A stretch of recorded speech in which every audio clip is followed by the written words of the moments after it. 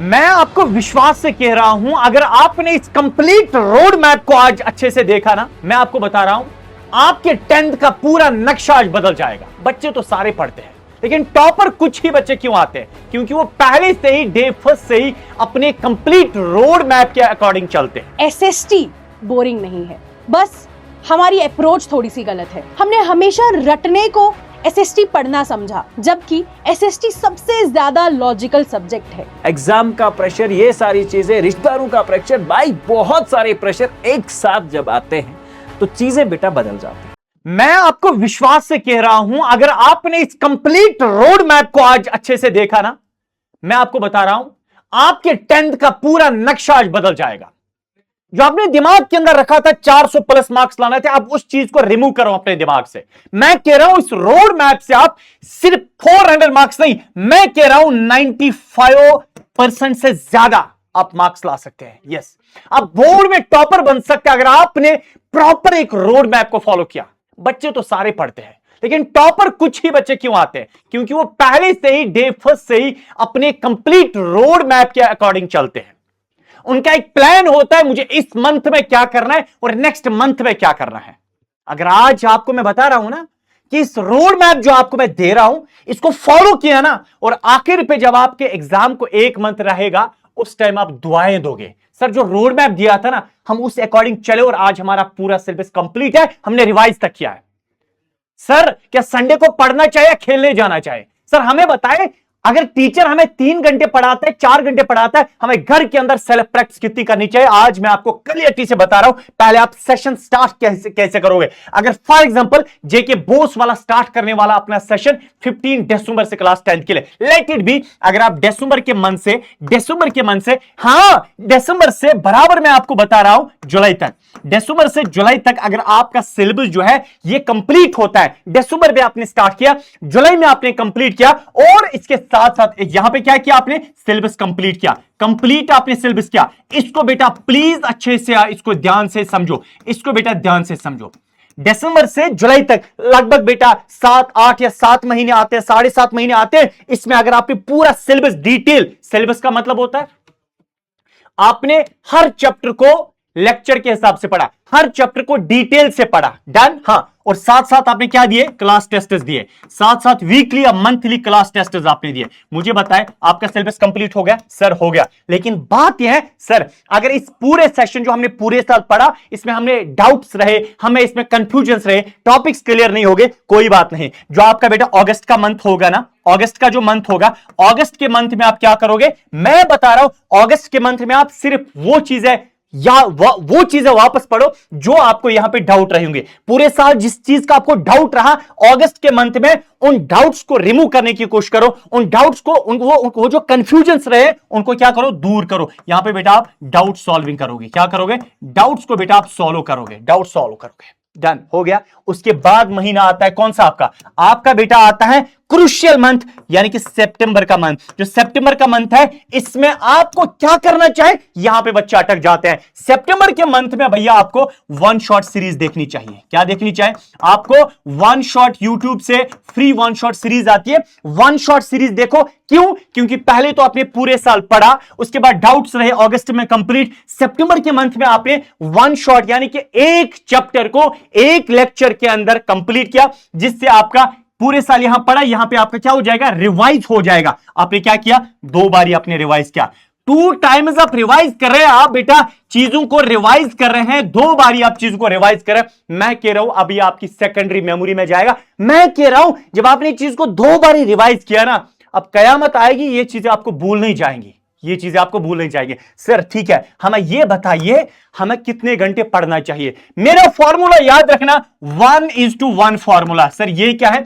अगर आपको टीचर बेटा 3 घंटे पढ़ाता है, अगर आपको टीचर ने 3 घंटे पढ़ाए, आपको बेटा घर पे सेल्फ प्रैक्टिस भी 3 घंटे करनी है। अगर आपने बेटा ऑनलाइन लेक्चर से, ऑफलाइन जहां से आप पढ़ते हैं, अगर आपको 4 घंटे पढ़ाया गया है, टीचर ने 4 घंटे पढ़ाया, आपको घर के अंदर 4 घंटे पढ़ना है। अगर टीचर ने 1 घंटा पढ़ाया, 1 घंटा पढ़ना है।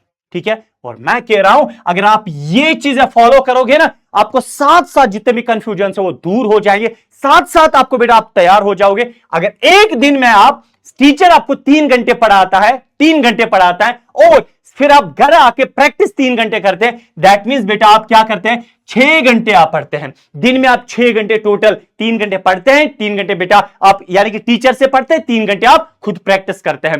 तो मतलब कि आप एक मंथ में 90 आवर्स टीचर से पढ़ते हैं और 90 आवर्स खुद पढ़ते हैं। 90 + 90 = 180, मतलब कि 180 घंटे आप एक महीने में पढ़ते हैं। एक महीने के अंदर आप 180 घंटे पढ़ते हैं। बहुत सिंपल है, आप खुद देखो एक साल में आप कितना पढ़ते हैं। और चीजें बेटा दरिया पता है कैसे बनता है, कतरा कतरा मिलकर दरिया बनता है। अगर आपने 3 घंटे टीचर से पढ़ा, 3 घंटे फिर खुद रिवाइज किया, महीने में 180 घंटे बन गए, साल में देखो कितना बनता है। फाइनली मैं कह रहा हूं आपका जो साइंस में फिजिक्स है, फिजिक्स जो है न्यूमेरिकल्स है, वो भी भैया खुद सॉल्व हो जाएंगे। यानी कि जितनी आप प्रैक्टिस करोगे, टीचर ने पढ़ा आप प्रैक्टिस करोगे। केमिस्ट्री में जो रिएक्शंस आपको होती है भैया, जितना आप रिएक्शंस के साथ खेलोगे, जितनी उनकी प्रैक्टिस करोगे, जितना उनको समझोगे ना, वो ठीक से यानी कि दूर हो जाएंगे। वो जो आपको वहां पे जो दिक्कतें आती है वो ठीक हो जाएंगे। उसके बाद जो बायोलॉजी की बात है, बायोलॉजी में क्या ही था भैया आपका, सर मैकेनिज्म कैसे है, सर पूरा डाइजेशन का प्रोसेस कैसा है। भैया मैकेनिज्म को जितनी बार आप रिवाइज करोगे ना, वो दिमाग में अच्छी तरह से बेटा चिपक जाता है, फिट हो जाता है। ये भैया आपकी साइंस की रही बात। मैं कह रहा हूं आपको इस चीज को फॉलो करने से क्या आपको यह लग रहा है कि आप टॉपर बन सकते हैं? Yes sir. क्यों लग रहा है? क्योंकि भैया आपने डे फर्स्ट से स्टार्ट किया। सर ये वन शॉट फिर किन के लिए होता है? भैया सिर्फ उन लोगों के लिए होता है जिन्हें पूरे साल नहीं पढ़ा होता है, बस सिर्फ उनका सिर्फ एग्जाम पास करने के लिए होता है। अगर आप ये डे फर्स्ट से ही पढ़ना स्टार्ट करते हैं, बराबर आपके एग्जाम तक आराम आराम से पढ़ते हैं, मैं आपको गारंटी से बोल रहा हूं टॉपर्स की स्ट्रैटेजी यही होती है। मैंने बेटा बहुत सारे टॉपर्स के साथ बात की, उनकी स्ट्रैटेजी यही होती है, सर वो जो हम पढ़ते हैं ना डे फर्स्ट से ही पढ़ते हैं। अब मैथमेटिक्स की बारी है, आपके एसएसटी की बारी है, टीचर्स तो है और वो आपको बता देंगे। जब बात करते हैं क्लास 10th मैथ्स के कंप्लीट रोड मैप पे, जहां पे आप इजीली इस रोड मैप को फॉलो करते हुए बेटा 100 आउट ऑफ 100 आसान तरीके से ला सकते हैं। ठीक है, बात मोटी मोटी वहीं आ जाती है, सर क्या करें हम जब क्लास 9 से क्लास 10th में पहली बार बोर्ड एग्जाम और पहली बार डिफिकल्टीज आप फेस करने जा रहे हो। ठीक है, एग्जाम का प्रेशर, ये सारी चीजें, रिश्तेदारों का प्रेशर, भाई बहुत सारे प्रेशर एक साथ जब आते हैं तो चीजें बेटा बदल जाती हैं। जो आसान चीजें हैं वो भी डिफिकल्ट लगने लग जाती है। लेकिन एक कंप्लीट स्ट्रैटेजी आपके साथ डिस्कस करने जा रहा हूं, जिसको फॉलो करते हुए आप बहुत आसान तरीके से 100 out of 100 in JK Bose class 10th exam 2026 बेटा स्कोर कर सकते हो। अब सर स्ट्रेट बात पे आ जाइए। सबसे पहले बेटा बात करते हैं कि कौन सी बुक जो है वो हम सर फॉलो करें 2026 के लिए। तो सबसे इंपॉर्टेंट बात, आपके 2025 या पिछले सालों के पेपर्स को एनालिसिस करने के बाद ये सारी चीजें बताई जा रही है। तो सबसे बड़ी, ठीक है बेटा, आपके पास जो किताब है बेटा मैथ्स की, तो वो है बेटा एनसीईआरटी। एनसीईआरटी की टेक्स्ट बुक जो है बेटा पिछले 2-3 साल से कोविड के बाद रैशनलाइज्ड वाली जो टेक्स्ट बुक है वो आपने यूज करनी है। सर टेक्स्ट बुक आ गई, अब क्या करना है? मैंने कहा बहुत छोटी सी टेक्स्ट बुक है, बहुत छोटा सा सिलेबस है, डरने का बिल्कुल है नहीं। इस बुक को बहुत अच्छे से बच्चे कर लेना है, सारी बुक को सॉल्व करना है, एग्जाम्पल सॉल्व करने हैं, बहुत सारी चीजें जो इस बुक के बाहर पूछी जाती है अब उनकी बात ही है। एक तो sir NCERT text book, NCERT text book आपके डायरेक्ट कम से कम बेटा 50 से 55 मार्क्स कवर अप करेगी। अब सर बात आती है कि सर हमारे पास पेपर में कुछ एमसीक्यूज और कुछ बेटा शॉर्ट आंसर टाइप क्वेश्चंस भी बेटा आते हैं। तो एमसीक्यूज के लिए क्या करेंगे सर? हम आपको प्रोवाइड करेंगे बेटा डीपीपीज। अरे मेरी जान, इन डीपीपीज को हम इस तरह से डिजाइन करते हैं जिस तरह पिछले साल से जेके बोस पेपर्स में थोड़ी बहुत हर साल चेंज लाता है, उन सारी चेंजों को नजर में रखते हुए हम इन डीपीपीज को बना रहे हैं। और जिस रोज आपका क्लास स्टार्ट होता है, क्लास स्टार्ट होते ही बेटा हर एक टॉपिक का, हर एक चैप्टर की आपको डीपीपीज प्रोवाइड की जाती हैं, जहां हम आपके साथ एमसीक्यूज डिस्कस करते हैं और उन एमसीक्यूज की प्रोबेबिलिटी बनती है कि वो डायरेक्टली आपके एग्जाम्स में आ जाएं। तो जैसे ही बेटा कोहिनूर के अंदर जो डीपीपीज मैं आपको देने वाला हूं, उन डीपीपीज को आप सॉल्व करके ये एक्सपेक्टेशन डेफिनेटली रखेंगे कि इन डीपीपीज में से डायरेक्टली क्वेश्चन आपके एग्जाम में पूछे जाएंगे। तो बात एमसीक्यूज की यहां से खत्म हो गई। अब तुम्हें अपने आप को चेक करना है भाई साहब कि अगर भाई साहब मैं कैसे अपने आप को चेक करूं, मैंने कितना सीखा, कितना रह गया मुझसे, वो कैसे करूं। तो उसके लिए मेरी जान कुछ नहीं है, टेस्ट आपको देने पड़ेंगे और साथ में बेटा पीवाईक्यू याद रखेंगे। ये पीवाईक्यू पिछले 2-3 साल के आपको कवर अप करके चलते हुए रहना है। इस चीज का आपको बहुत अच्छे से ध्यान रखना है। पीवाईक्यू हो गए, एनसीईआरटी हो गया, ठीक है बेटा। और साथ में मैंने क्या कहा कि बैच के अंदर हम जो डीपीपीज वगैरह आपको प्रोवाइड करते हैं, साथ में जो क्लासेस आपको प्रोवाइड की जाएंगी, उन क्लासेस को ओवरकम करते हुए, साथ में चलाते हुए, ठीक है बेटा, इस सारे स्ट्रेटेजी को अगर आप प्रॉपरली फॉलो करते हो, रोज का लेक्चर, रोज रिवीजन, और सबसे इंपॉर्टेंट बात कि सर जो पढ़ा उसे रिवाइज जरूर करना है बेटा। मैथ्स के लिए ये वाली ट्रिक तो बहुत जरूरी है। रिवाइज नहीं करोगे तो 100 आउट ऑफ 100 भूल ही जाओ भैया। तो अगर मोटी मोटी बात की जाए, एनसीईआरटी टेक्स्ट बुक, पीवाईक्यू, साथ में डीपीपीस और बेटा रिपीट एंड रिवीजन, हर एक टॉपिक का, हर एक चैप्टर का बना सकता है जेके बॉस का आपको अगला टॉपर। तो बेटा अब बात करते हैं हम सोशल स्टडीज की। मुझे पता है नाम सुनते ही तुम्हारा दिल थोड़ा सा हैवी हो जाता है और तुम्हें ऐसा लगता है कि मैम एसएसटी बहुत डिफिकल्ट है, सोशल स्टडीज के चैप्टर बहुत बोरिंग है। तो बेटा मैं आपको एक बात बताना चाहती हूं कि एसएसटी बोरिंग नहीं है, बस हमारी अप्रोच थोड़ी सी गलत है। हमने हमेशा रटने को एसएसटी पढ़ना समझा, जबकि एसएसटी सबसे ज्यादा लॉजिकल सब्जेक्ट है। आपको बस एक चीज की खोज करनी है, वो है वाई। अगर आप इवेंट्स के पीछे के वाई को समझ गए तो डेफिनेटली बेटा आप लोग हिस्ट्री को समझ जाओगे। गलती यह है कि हम लोगों ने एसएसटी को एक ऐसा बड़ा पहाड़ बना लिया और इसको बोरिंग मान लिया। बट बेटा मैं आपको बताऊं, एसएसटी कभी भी बोरिंग नहीं थी। इन चैप्टर्स के अंदर बात होती है हमारी, इन चैप्टर्स के अंदर बात होती है उन लोगों की जिन्होंने हमारे देश को जोड़ा, उन लोगों की जिन्होंने अपना इतना ज्यादा बलिदान, अपना इतना ज्यादा बड़ा सेक्रीफाइस किया बेटा कि आज हम उनकी वजह से यहां पर खड़े हैं और ये बात कर पा रहे हैं। तो एसएसटी कैसे बोरिंग हो सकती है? ये कहानी है आपकी, मेरी और हम सब की। अगर गलती कहीं पे है तो बेटा वो है हमारी अप्रोच की। और मैं ये मानती हूं कि आप लोग कमजोर नहीं हैं। अगर आज आप लोगों ने इस चीज को चूज कर लिया कि मैम यस, आज के दिन हम ये चीज मान लेते हैं कि मैम हमारा एसएसटी बहुत ज्यादा अच्छा होने वाला है, तो बेटा मैं आपको इस चीज की गारंटी देती हूं, मैं आपको एश्योरेंस देती हूं 100% कि जिस दिन आपका फाइनल एग्जामिनेशन होगा और जिस दिन आप अपने बोर्ड्स के लिए जा रहे होगे, बेटा आप इंटरनली बहुत ही ज्यादा कॉन्फिडेंट फील कर रहे होगे। और जब आप अपने मार्क्स देखोगे डेफिनेटली आप लोगों को खुद पर बहुत प्राउड फील होगा। मैं बस ये चाहती हूं कि आज आप लोग खुद को चुनो और आज के ही दिन बेटा आप और मैं मिलकर अपनी एक नई शुरुआत करते हैं इस एसएसटी के सफर को बहुत ही ज्यादा खूबसूरत बनाने की। और मैं आपको ये बात बताती हूं कि एसएसटी के अंदर मेरी क्लास आपको डे 1 से लेकर डे एंड तक कभी भी बोरिंग नहीं लगेगी। क्यों? क्योंकि बेटा मैं आपको एसएसटी सिर्फ रटाने नहीं वाली, मैं आपको कोई भी guide book, reference book use करवाने नहीं वाली, बल्कि मैं आपको समझाने वाली हूं। तो बच्चों आइए देखते हैं हम कि एसएसटी के अंदर आखिर कितने कंपोनेंट्स हैं, कौन सी ऐसी चीजें हैं जिनके बारे में हमें ध्यान रखना काफी ज्यादा जरूरी है।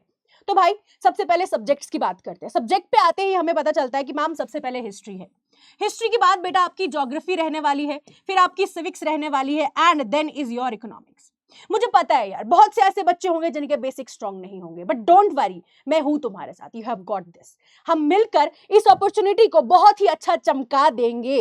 अब देखो मैंने बहुत ही ज्यादा कोई कॉम्प्लेक्स चीजें नहीं बताने वाली हूं मैं आपको, तो क्या बताऊंगी बेटा, मैंने बहुत ही ज्यादा सिंपल 3 स्टेप की स्ट्रैटेजी आपके लिए बनाई है, ओनली 3 स्टेप्स। तो सबसे पहले बेटा आपको क्या करना है, जो आपकी क्लास 9th है उसके बेसिक्स को थोड़ा फिक्स कर रहा है, मैम हम अकेले नहीं कर सकते, गो डोंट वरी, मैं बेटा आपको इस सब के अंदर हेल्प करने वाली हूं, आपको प्रेशर लेने की जरूरत नहीं है। You have your Pallavi ma'am. तो बेटा हम इसको एकदम स्लोली स्लोली धीमे धीमे जो है वो प्रैक्टिस करेंगे, बिल्कुल भी प्रेशर नहीं लेंगे, नो प्रेशर। एंड हम लोग अंडरस्टैंड करेंगे व्हाई द इवेंट्स हैपन, हम लोग बेटा अंडरस्टैंड करेंगे कि व्हाई द इवेंट्स हैपन, और हम रट्टा बिल्कुल भी नहीं लगाएंगे। यस, स्टेप नंबर 2 क्या होगा? तो बेटा हम लोग यहाँ पे आपकी क्लास 10th को बहुत ही स्मार्टली बेटा पढ़ेंगे, है ना। देखो आज का जो टाइम पीरियड है ना, अब हम लोगों को भी वक्त के साथ थोड़ा सा बदलना पड़ेगा। हम लोग ऐसा नहीं करेंगे कि यार बस दिन रात लगे जो है हम किताबें खोल के बैठ जाएं और ऐसा करें और उसका कोई प्रोडक्टिव हमें सामने रिजल्ट भी ना मिले। तो बेटा ऐसा बिल्कुल भी नहीं करेंगे, हम बिल्कुल स्मार्ट स्ट्रैटेजी से श्योरेंस के साथ पढ़ेंगे, श्योर शॉट्स पढ़ेंगे। और मैं आपको बता दूं इसके अंदर आपको सिर्फ और सिर्फ एक चीज हेल्प करने वाली है, वो है आपकी एनसीईआरटी। ठीक है, मैं आपको बता दूं NCERT is gem gem gem, जैसे आप हीरा वैसे ही ये एनसीईआरटी हीरा। तो भाई इसको हम लाइन बाय लाइन पढ़ेंगे, एक भी ऐसी चीज नहीं होगी जो आपको मैं स्किप करवा दूं। ठीक है, and next is note making is important. तो बेटा नोट्स आपको बनाने हैं क्लास के साथ में भी, और यहां पर मैं आपकी हेल्प करूंगी कि बेटा हर एक चैप्टर के हैंड रिटन नोट्स आपको मैं खुद जो है वो दूंगी। मैं खुद आपको अपने हाथों से बनाए हुए नोट्स बेटा दे दूंगी, जहां पे आपको टेंशन लेने की बिल्कुल भी जरूरत नहीं है। जिस बच्चे को ऐसा लग रहा है कि मैम हम कैसे कर पाएंगे, तो डेफिनेटली बेटा आपके साथ पल्लवी मैम है, आप कर पाएंगे, मुझे तुम पे पूरा भरोसा है। स्टेप नंबर 3 की अगर हम बात करें बेटा, तो यहां पर बारी आएगी आपके रिवीजन की और आपकी प्रैक्टिस की, एंड ये वाला स्टेप आपका गेम चेंजिंग रहने वाला है। कैसे? देखो इस स्टेप के अंदर आप लोग रिवीजन करेंगे, हर एक संडे पे आंसर राइटिंग की प्रैक्टिस करेंगे और अपने आंसर को कभी भी अनस्ट्रक्चर्ड पैराग्राफ की फॉर्म में नहीं छोड़ेंगे। और आप लोग यहाँ पे डेफिनेटली बेटा पैराग्राफ्स को अवॉइड करने वाले हैं, और एक वेल स्ट्रक्चर्ड आंसर मैं आपको लिखना सिखाऊंगी आपके बैचेस के अंदर। अब आपको अवॉइड क्या करना है, आपके डोंट्स क्या है बेटा? एसएसटी जो है वो एक लॉजिकल सब्जेक्ट है, आपको रट्टा नहीं लगाना है, नो रट्टाफिकेशन। एंड अगर आप इस वाई को मिस कर रहे हैं तो आपको सब कुछ भूल जाएगा। गाइड बुक्स कभी भी सिलेबस कंप्लीट नहीं करा सकती, इस चीज को याद रखना है आपको। एंड एनसीईआरटीज को कभी भी इग्नोर नहीं करना है। एंड बेटा एग्जाम से पहले पढ़कर पास हो जाऊंगा, ये मेंटालिटी अगर आपकी है तो तुम गलत हो। And don't panic seeing the big chapters. बेटा ये बहुत ही प्यारे चैप्टर्स है, बहुत अच्छे चैप्टर्स, एंड डेफिनेटली आप और मैं मिलकर इन चैप्टर्स को कंप्लीट जो है वो कर देंगे, एंड आप लोग इस सेशन में रॉक करने वाले हैं। तो बेटा आपको पता है कि आपकी क्लासेस बहुत ही जल्दी स्टार्ट होने वाली हैं, that is your 15th of December, and मैं आप लोगों का वेट करूंगी इसी अपने प्यारे से बैच के अंदर। एंड मिलते हैं बेटा बैच पे। कौन सा बैच मैम? कोहिनूर। तो let's begin, let's start, and शुरू करते हैं अपनी एक नई स्टोरी, सारी गलतियों को पीछे छोड़ के बेटा अब हम एक नई शुरुआत करने वाले हैं, आप और हम सब मिलकर। तो सी यू इन द बैचेस, तब तक के लिए बाय बाय, टेक केयर, अपना ध्यान रखना, बाय।